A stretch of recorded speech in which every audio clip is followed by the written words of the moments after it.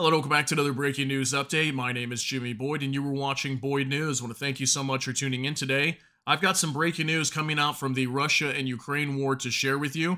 So, meanwhile, while everybody is watching the Paris French Olympics right now, and also the U.S. elections that are happening ongoing at the same time, Ukraine is losing more land on the eastern side of their country right now. It looks like the Russians have captured two more villages in the Donetsk region.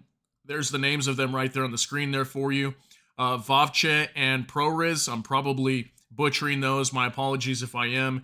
But I put on the screen, Russian forces have overrun two frontline villages in Ukraine's eastern Donetsk region, a Ukrainian army sergeant said Monday after relentless assaults part of a summer push to overwhelm defenses. Okay, and these are defenses in that region, obviously. So we just reported maybe about a month or so ago, Ukrainian President Volodymyr Zelensky visited the Donetsk region, the defense front over there. And when he came back, he did an interview, and he mentioned in that interview that they had many dead and wounded on the battlefield, that they had to start ending this war soon. We even had reports just the other day that Volodymyr Zelensky is putting together a plan right now with the Ukrainian government to put this war to an end, basically, to have this war come to an end. We're going to see what happens. He said that he should have this finalized by November. And that's also when the U.S. elections are going to take place. So if Donald Trump ends up winning, we already know this war is going to come to an end, and Ukraine's going to have to force this war to come to an end because most likely the funding will get cut off for Ukraine.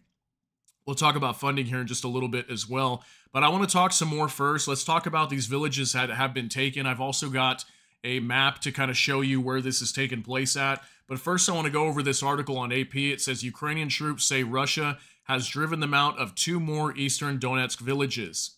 And it says here, Russian forces have overrun two frontline villages in Ukraine's eastern Donetsk region, a Ukrainian army sergeant said Monday, after relentless assaults that are part of a Kremlin summer push to overwhelm battlefield defenses there. They pressed nonstop to capture Vovche and Prohres. The chief sergeant of Ukraine's 47th Separate Mechanized Brigade, Ole Chaus, told Radio Svoboda they sent in a large number of troops which had not been previously used. Okay, so we're starting to see this. We know the Russians have been packing their troops and massing them in the eastern side of Ukraine. That's also where a lot of their air defenses were moved to when they left Crimea. So we know the Russians are heavily focused on the eastern side of Ukraine right now. I did a report maybe about a week ago that the Kharkiv region was seeing some information, some intelligence that the Russians were starting to prepare for another attack in that area as well. But I think, if anything, the attacks that are happening up near Kharkiv and potentially the Sumy region is going to be probably more like a diversion tactic to pull troops away from the east, so that way their main focus could be on the east side and they keep taking more land. And we're seeing that, okay? So Russia's defense ministry claimed in recent days that it had taken control of the villages, but the Ukrainian general staff made no official comment. The villages lie about 30 kilometers northwest of Avdiivka, a Donetsk city that the Russian army seized in February after a long battle. That victory was the Kremlin's last major triumph in the war and is now in its third year.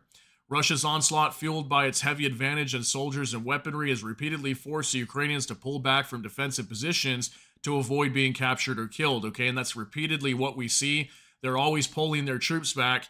And the major thing they always state is, we don't want to risk any soldiers holding some destroyed city that, has no value to Ukraine anymore, basically. It's just rubble. So a lot of times they just pull their troops back, and that's continuously what we keep seeing.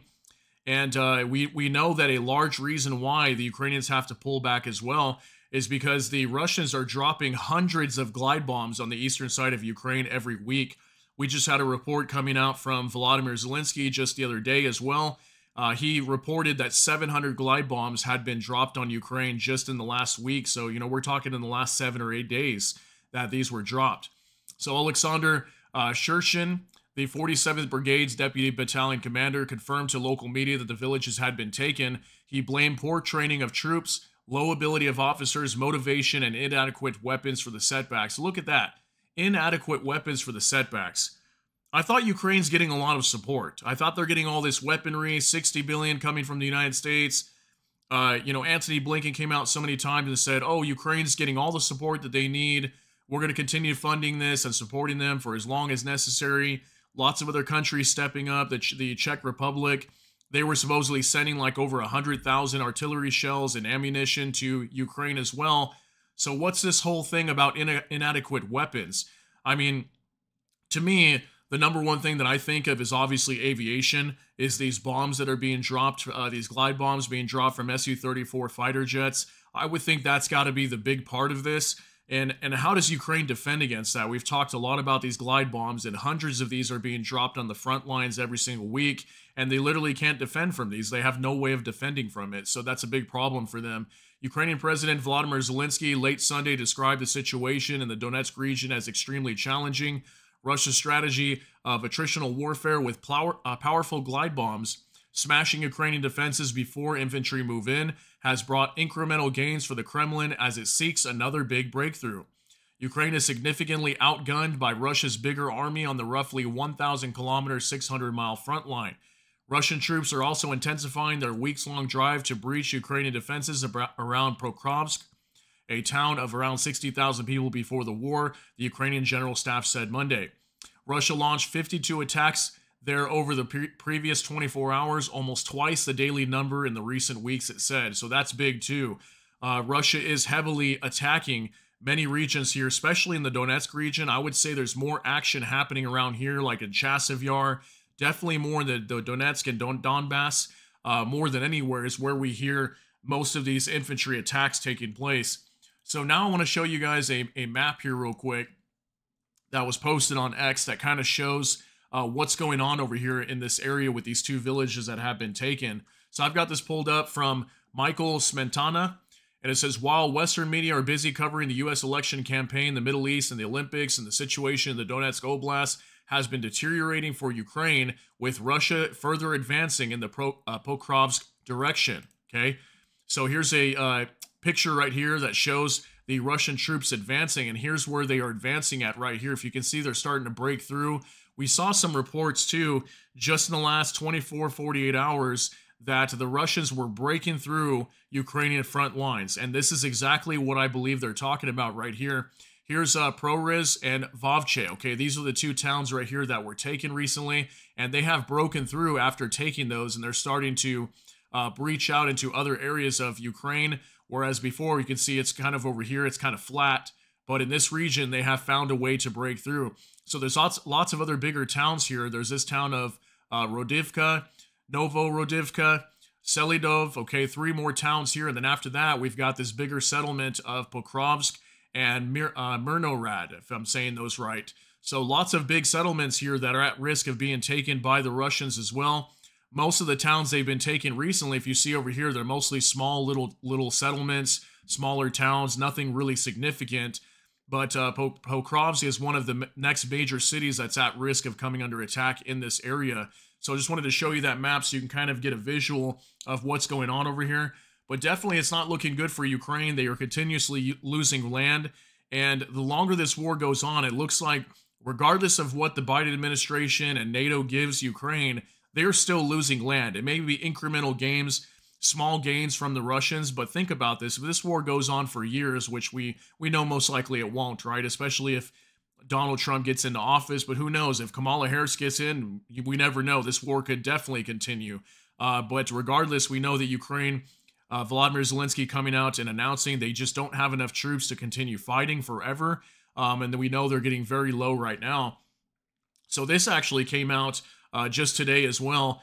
Biden administration announces new $1.7 billion lethal aid package for Ukraine. So here we go again. More money going to Ukraine, more billions in lethal aid. Okay, this is going to be weapons, okay? Missiles, ammunition, probably maybe HIMARS. Who knows what's going to be going over here. We're not going to go into this entire article because it's kind of redundant at this point. We know that lots of lethal aid is going to Ukraine repeatedly. But, you know, this is just more show that obviously the current administration, the Biden administration, wants this war to continue, and they're giving the weaponry that Ukraine needs to obviously do the best they can to hold back the Russians. But regardless, what are we hearing? Exactly what we see on the screen right here, that the Russians are capturing 2 more villages in the Donetsk region. So the Donetsk region is definitely a hot spot for this war right now, and it's definitely a very soft spot at the same time for Ukraine. because it looks like Ukraine cannot hold the Russians back in this area. So I just wanted to share this information with you and get this out there, let you know what's going on here. So, I mean, at any moment, we could definitely hear that the Ukrainians have lost control on the eastern side of their country and the Russia just break through. This could definitely happen. And I've been waiting for this for a very long time, expecting this to happen, to be honest with you, that at some point the Ukrainians just cannot hold the Russians back. And a large part of this is because of these glide bombs that are being used, okay? It's completely devastating the front lines of Ukraine, and they cannot defend from these. And these are absolutely massive and very devastating bombs. So you let me know what you think is going on over here. Share your thoughts, concerns, and opinions down in the comment section.